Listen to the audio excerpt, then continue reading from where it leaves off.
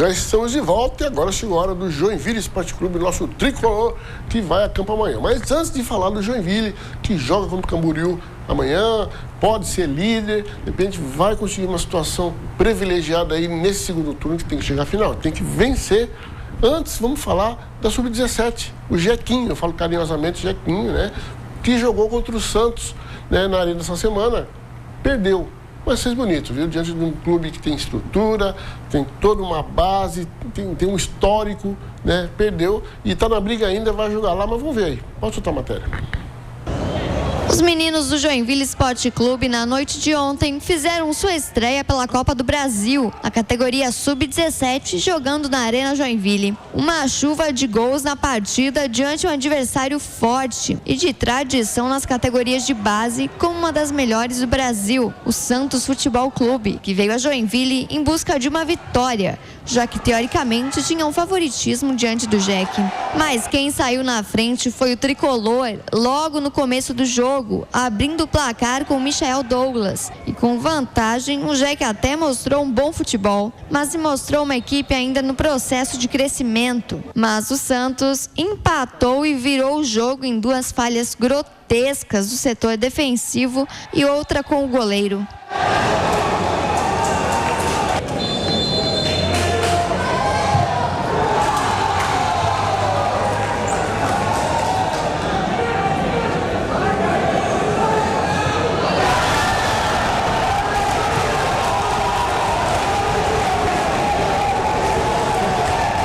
E no finalzinho do primeiro tempo ainda tomou o terceiro gol.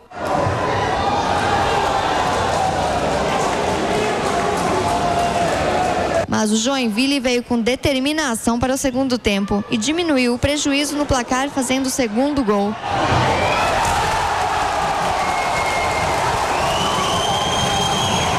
Os meninos ainda comemoravam o gol quando o Santos mais uma vez ampliou sua vantagem, fazendo o quarto gol.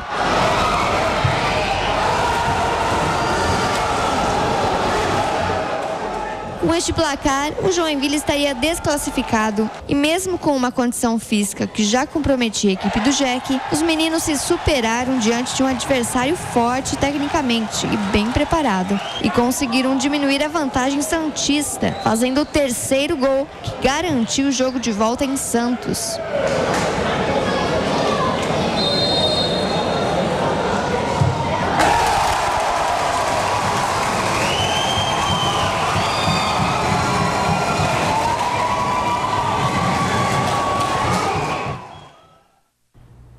Tá aí. Vai haver o segundo jogo, porque foi uma diferença de um gol só a derrota. Copa do Brasil, se tem 2 gols de diferença, né? Se fosse 5-3, por exemplo, o Joinville estava fora. Mas o Joinville volta a jogar, né? Tem o jogo de volta. Mas assim, o mérito para os meninos, apesar da derrota, porque os meninos ainda estão amadurecendo, estão no processo de crescimento. É diferente o Santos, que joga o Paulista, joga contra grandes clubes, joga torneios internacionais, eles têm crescimento, eles têm aprimoramento, evolução, né? Então, é difícil com uma equipe dessa. O Santos é uma das melhores escolas de futebol do Brasil. O Joinville é promissor, time jovem, então os meninos ali que realmente fazem a diferença, mas ainda tem que crescer mais, tem que pegar mais bagagem, mais experiência, né? Então é promissor e temos que aplaudir os meninos, né? Tem gente vaiando naquele dia, criticando, tá acostumado aí, depende só com vitórias, mas os meninos foram guerreiros até na condição física, que o Santos estava melhor preparado, né? Porque tem uma outra condição, tem um outro investimento, tem tempo, né? Então é difícil brigar com os grandes clubes aqui no Brasil. Mas agora chegou a hora do Jecão. Não é o Jeque, brincadeira, né? O Jeque, o Joinville Esporte Clube, vai a campo amanhã e já se preparou, teve uma semana toda, né, para trabalhar. O Emerson Maria teve tempo de estudar mudanças, mexe aqui, mexe ali. Vamos ver a matéria aí, pode soltar. Continuando em busca do time ideal, Emerson Maria deve promover mudanças para o jogo contra o Camboriú. Na lateral direita, Edson Ratinho deve retornar para o time principal. E na frente, Felipe Alves entra no lugar de William Paulista.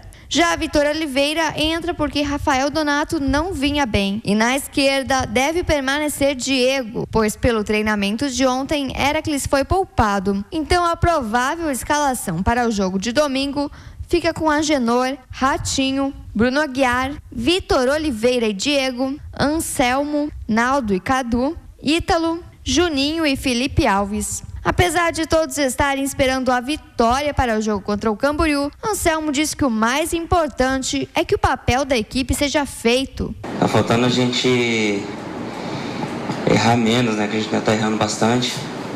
A gente começar a acertar mais as nossas jogadas, errar menos ali atrás, dar menos vacilo, na verdade, né? A gente não tomar gol, a gente tem grande chance de tá nessa briga aí bem forte. Cara, isso aí só cabe ao Maria mesmo falar sobre isso. Se ele acha melhor dessa forma, cabe a gente fazer o nosso papel ali, o que ele pede. Eu me sinto bem jogando ali, também me sinto bem na posição do Naldo, de vez em quando a gente troca no decorrer do jogo.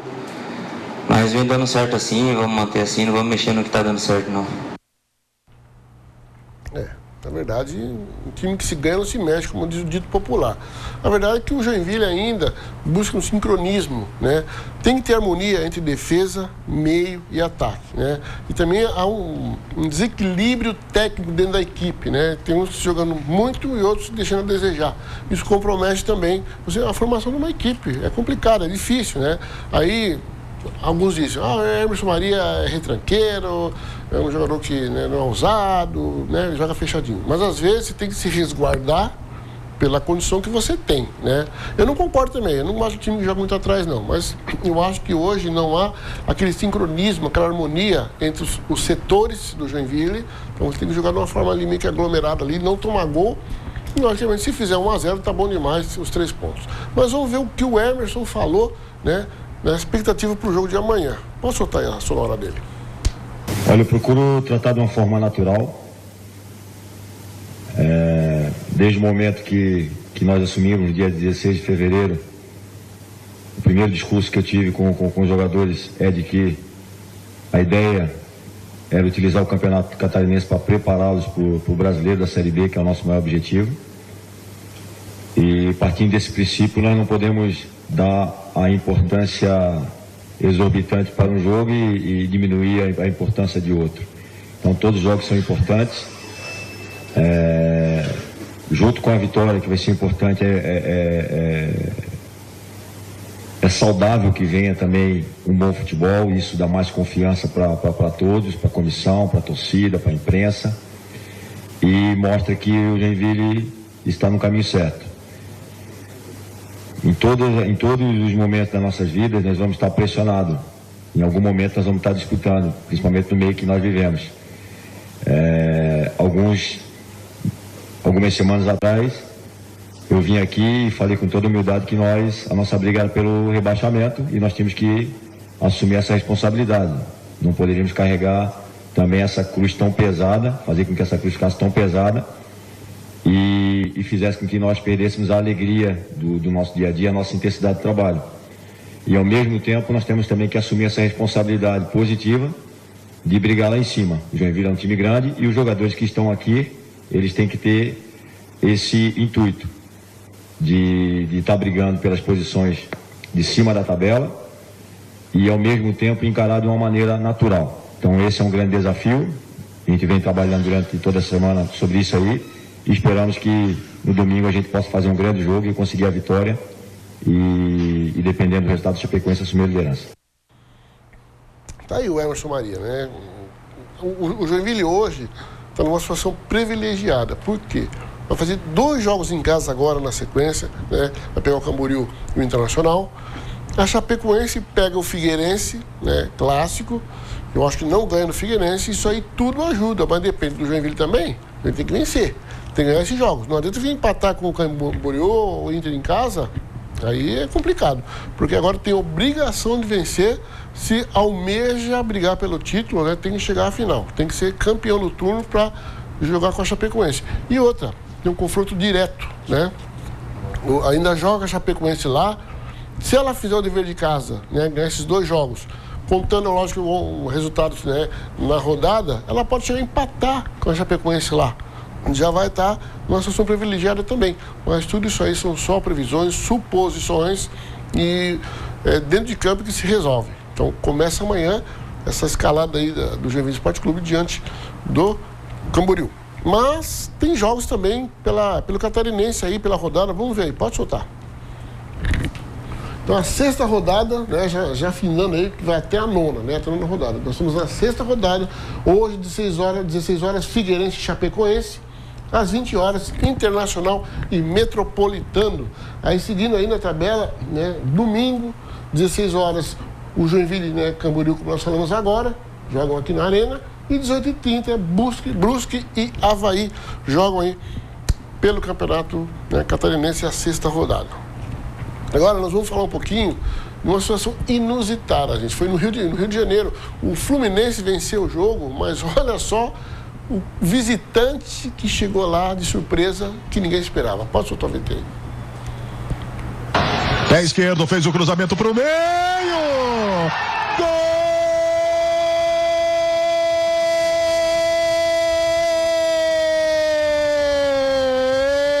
Fluminense! Marcos Júnior levou vantagem sobre o William Amendoim, passou pelo Léo Garcia, fez o cruzamento, Fred e Gustavo Scarpa fechavam pelo meio para conferir que a marcação chegou junto. Agora sim, nós vamos falar do visitante, que o Fluminense venceu por 1-0, mas o visitante inusitado, vamos soltar agora aí, pode ver. O pessoal fez um círculo ali em torno dele, alguns se agacharam, começaram a chamar o cachorro e ele não quis saber de papo com o pessoal do Corpo de Bombeiros, não atendeu a esse chamado e agora sim ele está ali na beira do gramado, saiu, voltou, já passeou e o pessoal do Corpo de Bombeiros, portanto, atrás desse cachorrinho aqui no gramado. O Edinho citou aí as mudanças promovidas pelo Levir Coupe desde que assumiu o comando do Fluminense em 5 jogos até aqui. Uma delas foi o Gum voltar à titularidade na zaga, depois principalmente que marcou aquele gol contra o Botafogo no empate em Volta Redonda, já no finalzinho da partida. E aí você vê a reação da torcida, não sei se é possível ouvir aí em casa, exatamente por causa aqui do cachorro presente no gramado, que faz a festa dos torcedores enquanto os jogadores não entram. E aí, para terminar, o Oswaldo, foi uma mudança também fundamental do Levir Coupe, porque o Oswaldo vinha sendo contestado por parte da torcida tricolor, e aí desde a chegada do Levir começou a marcar gols importantes e assumiu de vez a vaga no time. Júlio. Obrigado, Eudes. Por enquanto, quem vai driblando em campo é o cachorrinho, né? O cachorrinho. Tudo bem, tá driblando. Vai driblando, e aí, tá em casa, né? Agora ele se sentiu em casa de vez. Território é meu, esse gramado é meu, e aí o torcedor agora, né, na expectativa da entrada das equipes, obviamente ali vai ao delírio. E agora, caprichosamente, ele vai passar em frente a todos os jogadores. Em frente de todos os jogadores, como se dissesse assim, não precisa me tirar que eu sei a hora de sair de cena. A minha hora acabou, meu show já foi. E aí, o cachorrinho que roubou a cena. Você vê, um cachorro parou a partida. Agora, aquela cena onde ele sentiu muita vontade em casa, ele quis mostrar assim, ó, isso não que vocês não têm que fazer em campo. É isso que vocês não têm que fazer, né? Então, ele mostrou para todo mundo ali que era um futebol que tinha que ser bem jogado, né? Agora, vamos ver a tabela do campeonato. Antes, deixa eu só falar um detalhe importante aqui para o torcedor do Joinville. O Guarani venceu o Criciúma por 2-1. Isso ajudou muito o Joinville, quer dizer, está favorecendo, né? Então, os resultados favorecem o Joinville. E agora o Criciúma perdeu para o Guarani, né? Isso é um bom resultado para o Joinville. Agora vamos ver a tabela do Rio de Janeiro, né? Os jogos que acontecem no Rio. Pode soltar. Então vamos lá. Sábado hoje, né? Às 15h30, Bangu e Boa Vista. Às 16 horas, o Botafogo joga com o Flamengo. Campeonato Carioca vai ser jogado em Minas, né? Eu não concordo com isso, mas vai acontecer. Ainda sábado, 18h30, Madureira e Fluminense. Já no domingo, né, 16 horas, Vasco e Volta Redonda. Jogo aí pelo Campeonato Carioca. Tem também, gente, olha só, ainda vamos falar do Campeonato Paulista, né? Vamos ver aí quem joga e onde joga. Pode soltar. Então tá lá, Campeonato Paulista, a 14ª rodada neste sábado, 16 horas, Ponte Preta e Água Santa. Um pouquinho mais tarde, ainda no sábado, 18h30, o São Paulo recebe o Oeste. Ainda, né, no Paulistão, domingo, né, às 11 horas da manhã, 15 de Piracicaba e Linense, 16 horas, Palmeiras e Corinthians jogam no Pacaembu, né, o Corinthians voltando a jogar no Pacaembu, e o São Bernardo recebe o Red Bull. E ainda, domingo, 18h30, encerrando a rodada ali, Capivariana e Santos, Ferroviária e Botafogo, Novo Horizontino e Rio Claro, Ituano e Mojimirim, os jogos do Campeonato Paulista. E tem também lá no Sul, lá o Campeonato Gaúcho, vamos ver quem joga. Então, o Campeonato Gaúcho está melhor organizado, hein? Todo mundo vai jogar às 16 horas. Olha só, 13ª rodada, domingo, né, dia 3, Grêmio e Juventude, o Glória recebe o Internacional, Veranópolis e Cruzeiro, Novo Hamburgo e Aimoré, Brasil e Passo Fundo, Ipiranga e Lajadense, São Paulo e São José jogam aí pelo Campeonato Gaúcho. E também tem o Campeonato Paranaense. Vamos ver aí, pode soltar a tabela. Não está aí? Então tá, então vamos bola para frente. Olha só, teve um amistoso internacional de beisebol. E sabe, a consequência desse jogo de beisebol, esse amistoso internacional, selou a paz entre Cuba e Estados Unidos. Vamos ver aí. Na semana em que o presidente dos Estados Unidos, Barack Obama, fez uma histórica visita a Cuba, o esporte também fez parte da agenda diplomática dos chefes de Estado dos dois países. No caso, o compromisso foi uma partida de beisebol, modalidade muito popular tanto nos Estados Unidos quanto em Cuba. O amistoso entre a equipe do Tampa Bay Rays, da Liga Norte-Americana de Beisebol, e a seleção cubana marcou o fim de um intervalo de 17 anos sem que um time norte-americano visitasse a ilha no Caribe. Obama e o presidente Raul Castro se sentaram lado a lado durante o jogo. O líder norte-americano pareceu especialmente animado. Assim também estavam aqueles que tiveram a chance de presenciar a partida no estádio latino-americano. A bola do home run foi motivo de uma verdadeira disputa nas arquibancadas. O clima era de festa para todos. A partida terminou com a vitória da equipe dos Estados Unidos por 4-1. Legal, né? O esporte aí unindo o país, que o Pelé, até o Pelé já parou uma guerra, você sabe, né? O Pelé já parou uma guerra, aí você vê a força que tem o esporte, em especial o futebol, né? E agora aí, Cuba e Estados Unidos, que houve sempre aquela divergência, estão selando a paz através de um jogo de beisebol. É lógico que foi uma goleada, né? Os Estados Unidos, né, massacrou Cuba, mas é só esporte, só resultado. O importante é que tenha a paz entre os dois. Eu vou fazer aquele intervalo bem rapidinho, assim, bem pequenininho, mas eu volto já já, não sai daí.